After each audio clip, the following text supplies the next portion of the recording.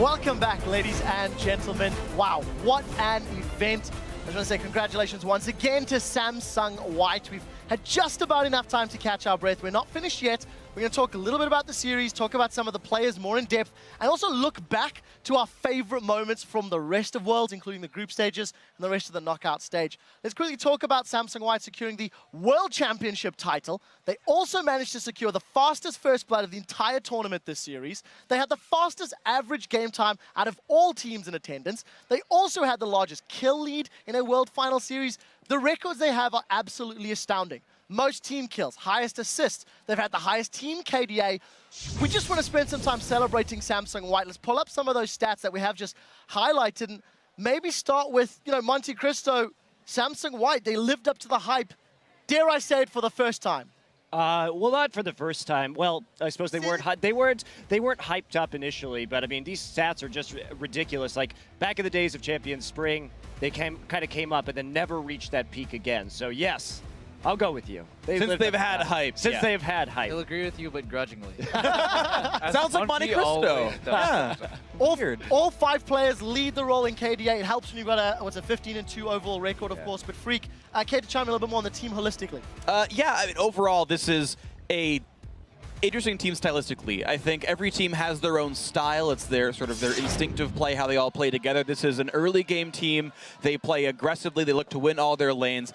Dandy looks for openings all the time. His team is well set up to support him in this endeavor. Mata has some of the best warding ever, and look, like fans. And they're all great at interacting with their fans, of course. You know what? He's a world champion. He can do whatever the hell he wants. And none of the rest of us are allowed on camera unless we're talking. And calling them an early game team almost gives them a little discredit. It's not like they fall apart late game. They're just incredibly broken early game. Like, they just destroy people early game, but late game, they're still obviously world class. They can take 30-minute, 35-minute team fights and just take the game.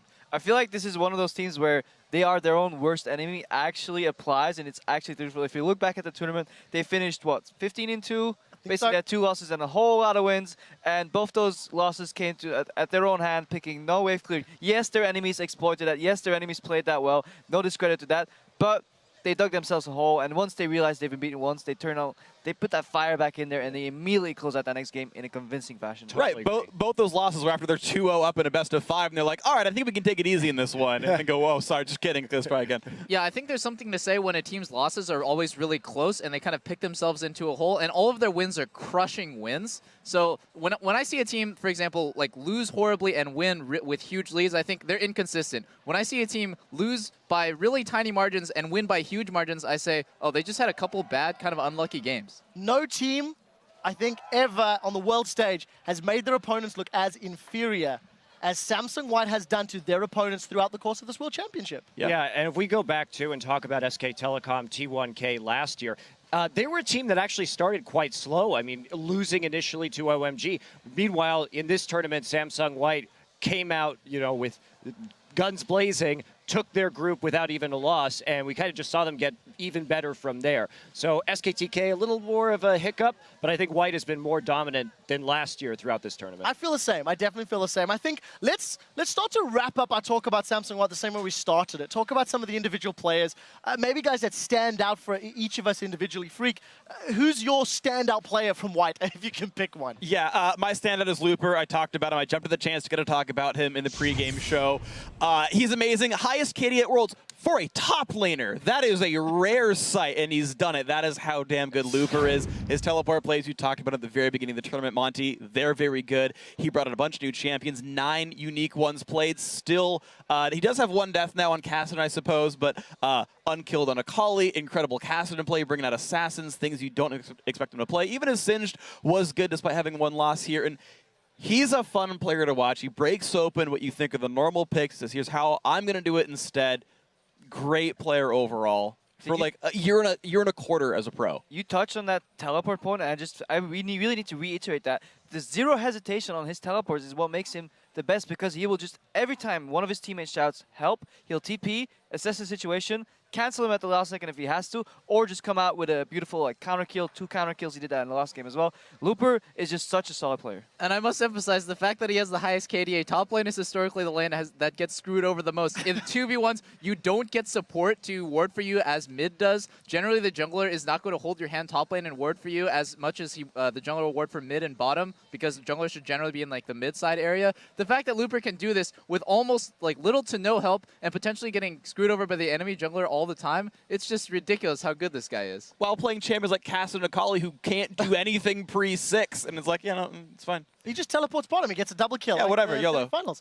You talked a lot about junglers. Dandy, come on, hit me up. What do you like? What do you dislike about him as in the jungle? Oh, wow. Like, I can't sing enough praises about Dandy, but I think the biggest thing is that he adapts to every situation. He's always aggressive, so he doesn't just, like, see a situation he's uncomfortable with and say, okay, I'm just going to play defensive this time. He always finds a way to play aggressive and make the first move. And like I was saying before, Samsung White creates opportunity, and Dandy's generally the one to do that. He goes to the enemy jungler, he deep wards, he says, okay, if their enemy jungler is not on this side of the jungle, then I can dive your mid lane. And he just does it. He always is 2 to 3 steps ahead of the enemy jungler, and that's why he just like babies them around and slaps them in the face like every single game. Yeah, interesting stat there. Part of 11 First Bloods, played 5 unique champions. His Rengar is undisputedly the strongest in the world. That Game 4 of that series demonstrates it. And White were banning out Rengar and Lee Sin in that series. Right, and remember, too, 11 First Bloods, but they only played, what, 16 games? Yeah, 17 games. That's still pretty darn impressive. Yeah.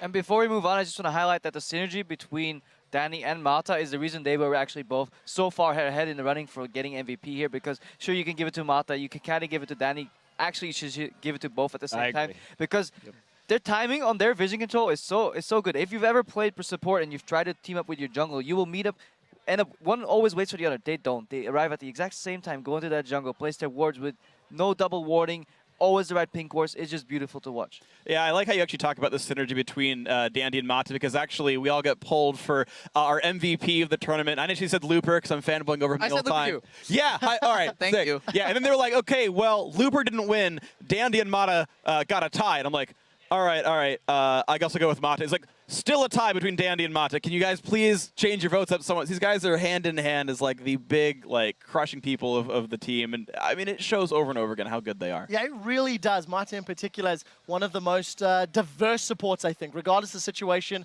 or the team comp, he always seems to have the same incredible impact. We will actually be having an interview with him shortly as the guys are getting set up. Maybe Crepo, share some more thoughts on Mata, and just, I know, let me see if I can paraphrase you correctly.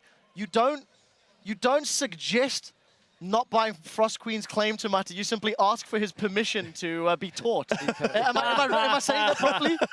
See, okay, you can criticize builds all you want, but I mean, when Mata does it, he must have a good reason, and he's clearly shown that he's just ahead of like all the supports in the world, and it's so much fun to see. Occasionally, as a pro player, you will see people do things that are like outside of your range of expectations, outside of your knowledge, and it's fun to actually be schooled and be educated by somebody this good at the game, and it's been such a joy to watch him. He made 0 mistakes almost. Like, if he makes a mistake, he'll recover beautifully. He's just one of the world's best players, and he's definitely the best in his role.